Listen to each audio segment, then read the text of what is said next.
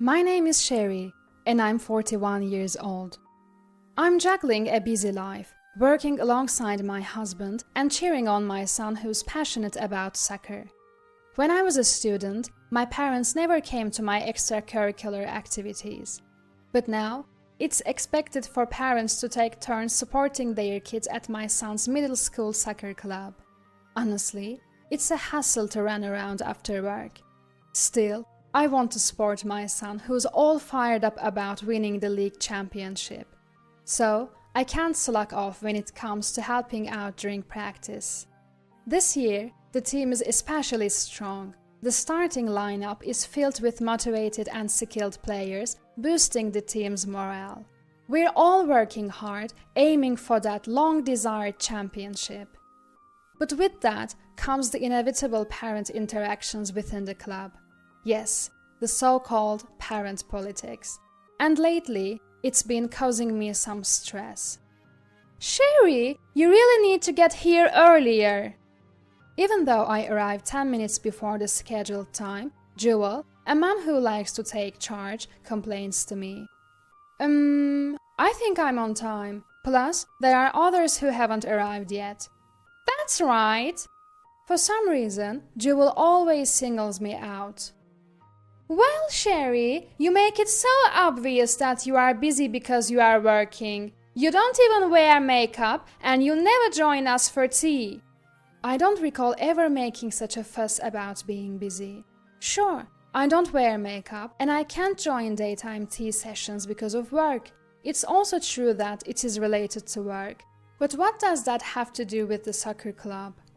Frankly, if you have to work to make ends meet, I don't know why you'd even think of joining a soccer club. Excuse me? If you can afford to be in this club, you should be a stay-at-home mom with both time and money to spare, Jewel declares. Well, I was about to argue, but other parents started gathering, and the atmosphere wasn't right for it. My son is doing great as a starter, and I generally get along well with the other parents, but every time I see Jewel, I can't help but feel uncomfortable. I've been trying to keep my distance, but then... We live on the top floor of that high-rise, the 40th floor.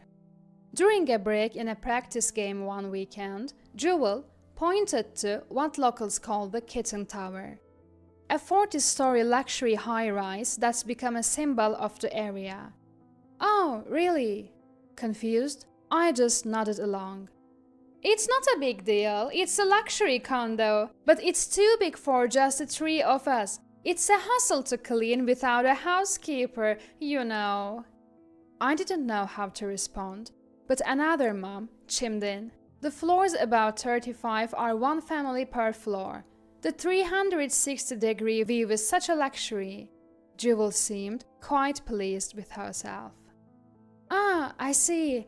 Oh, excuse me. My husband just arrived, so I'll be heading out for work. We're switching places to support our son. My husband had worked in the morning, and I was scheduled for the afternoon. We had planned to swap roles in supporting our son. While the other friendly moms wished me well, Jewel smirked. Oh, how hardworking you both are. Well, do your best. We'll all be going for tea after the game. Alright then, take care. I didn't have time for more chit-chat, so I hurried off to work. Fast forward to the next week. Hey Sherry, I heard you live in a single-family home. Jewel spoke loudly, unnecessarily so. After you left the other day, your husband and I talked about homes. He mentioned you live in a single-family home. Is that true? Yes. I gave a vague answer. Sensing something unpleasant coming my way, Jewel grinned at my caution. He invited me over if I ever get the chance, so I'll take him up on that offer. Oh, well, that's not really... It was just a polite invitation, but Jewel seemed to take it seriously. Don't you all want to see Sherry's house? She must be proud of it. I'd feel awkward inviting people to my high-rise apartment. It might seem like I'm showing off. I hadn't heard anything about this from my husband, who would have told me if he'd actually extended such an invitation. Cornered, I felt trapped. I tried to think of an excuse, but Jewel had already involved the other moms. You know how upper-class homes offer room tours? I'm sure Sherry's house is small, so we don't need anything fancy. Let's get to know Sherry better, who's always too busy for tea. We'll have a tea party at her house at her convenience. Jewel started planning right away. I tried to decline multiple times, but she wouldn't back down, saying my husband had invited her. I'd let her arrogance slide because I didn't want to hassle, but her persistence was getting on my nerves. Don't worry, I'm sure you could only afford the house because both of you work. Even if you're a poor family with a low income, I'll appreciate your effort. That was the last straw. Fine, you're welcome to come. I had tolerated her looking down on me and mocking our dual income lifestyle. But when she started belittling my husband, I couldn't let it slide any longer. Oh, really? Well, I'll take you up on that. But I wonder, will everyone fit in your house? Jewel smirked triumphantly. By the way, avoid the end of this month, okay? We're going on an overseas trip. It's a hassle to prepare, and honestly, traveling too much gets boring. I was fed up with Jewel's self-serving conversation. I was tired of this back and forth. Lately, I'd noticed that Jewel's condescending remarks were making the other moms uncomfortable. If this continued, it could even cause discord within the soccer team. So I decided to go ahead with the home tour. Finally, the day arrived. I was waiting at the meeting spot when Jewel pulled up in her car. Thanks for coming to meet us. Where is the parking? Oh, I told everyone here is parking because you said so. They'll all be driving here. Jewel grinned. It was obvious she was trying to make a mockery of the situation. You see, her call yesterday went like this.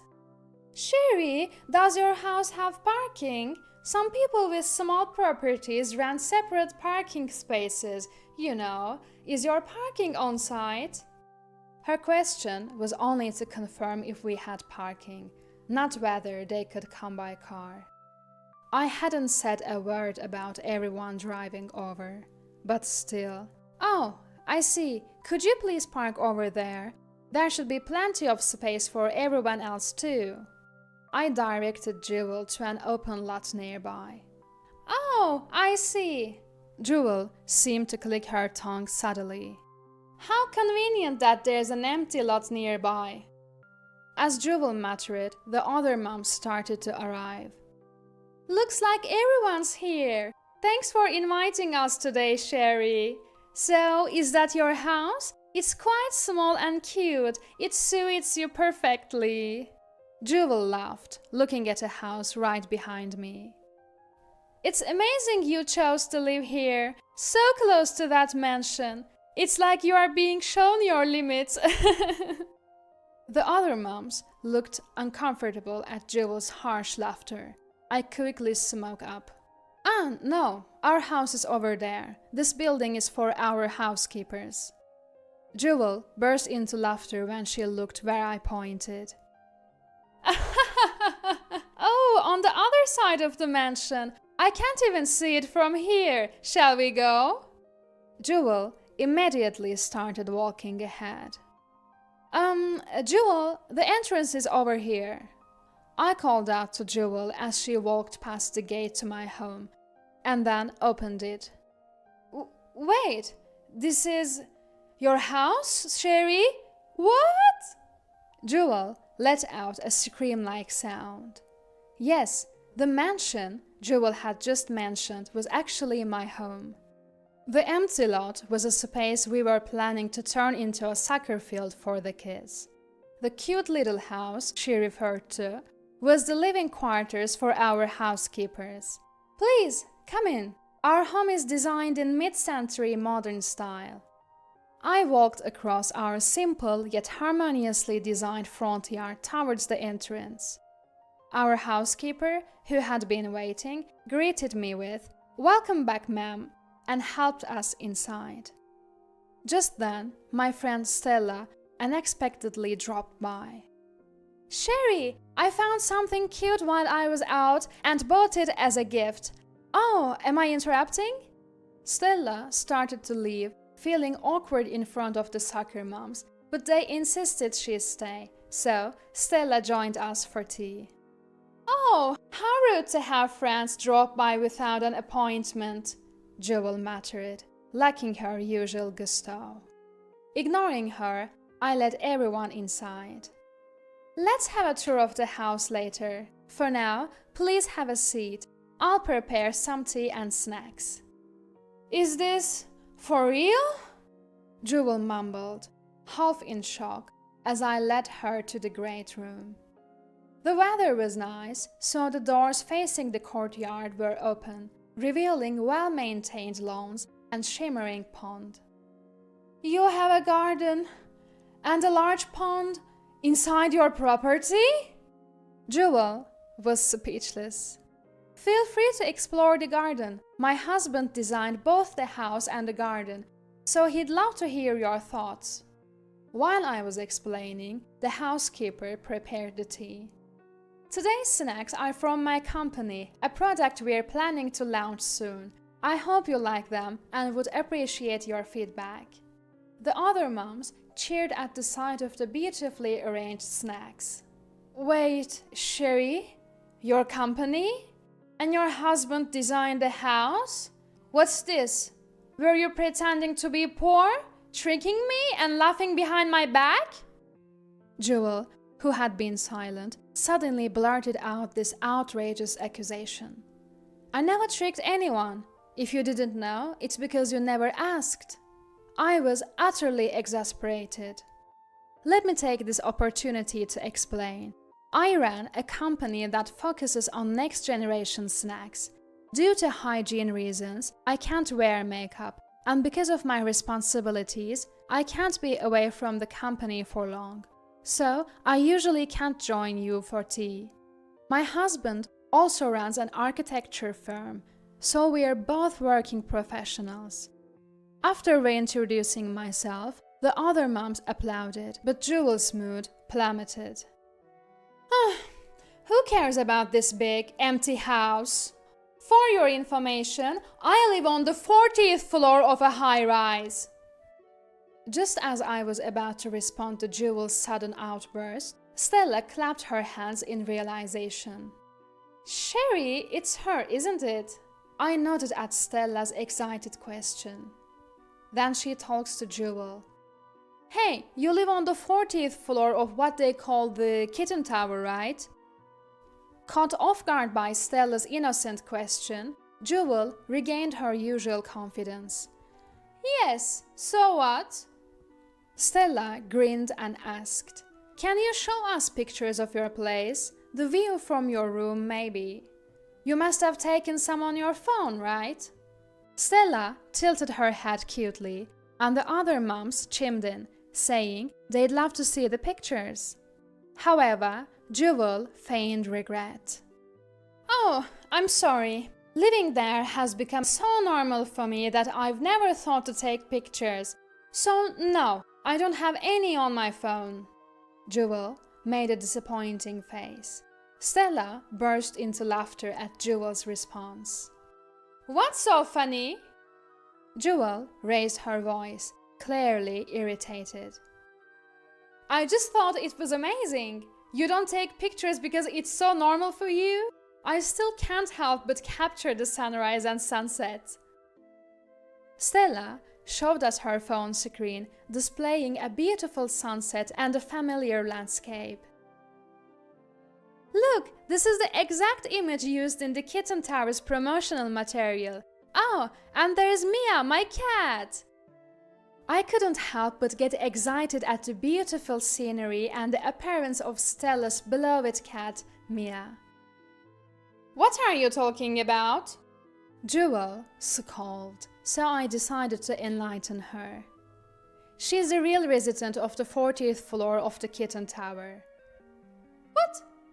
Jewel's tiny scream was directed at the key Stella pulled out, designed exclusively for the upper floors of the Kitten Tower. It's not enough proof, so you're welcome to come over right now.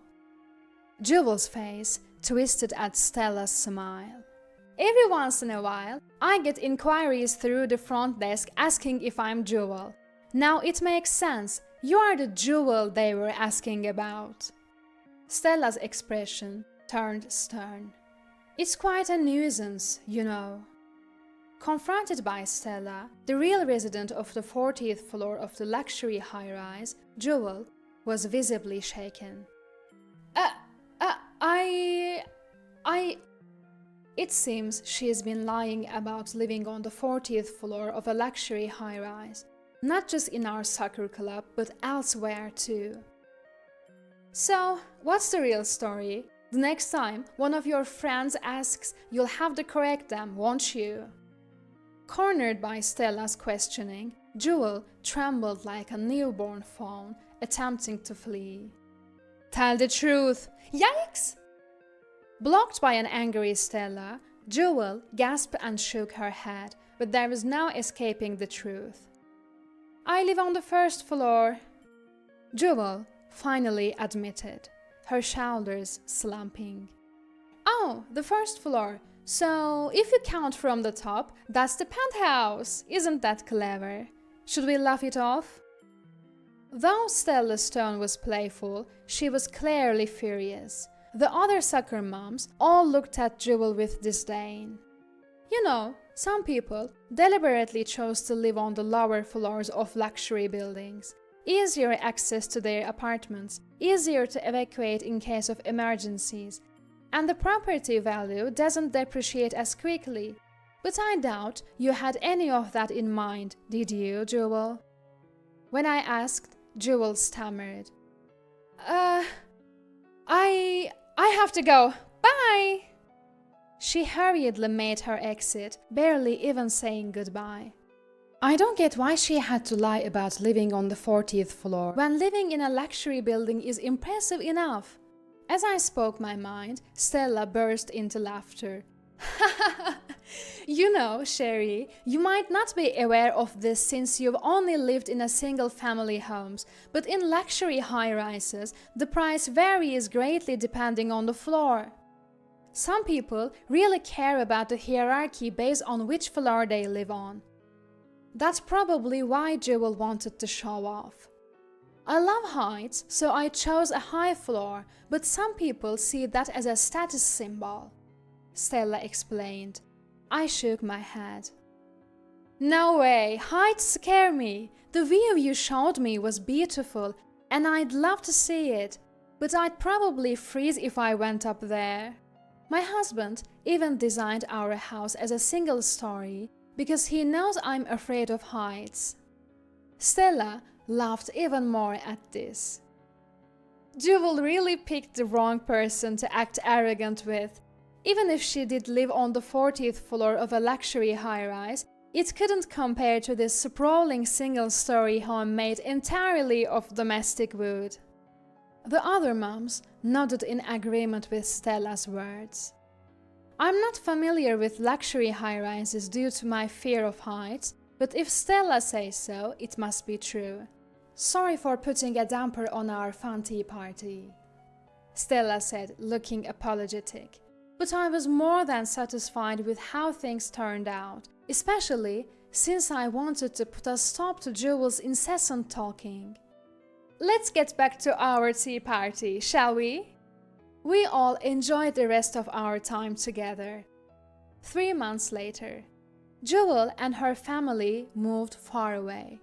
Turns out, she had been spreading lies not just in the soccer club, but elsewhere too.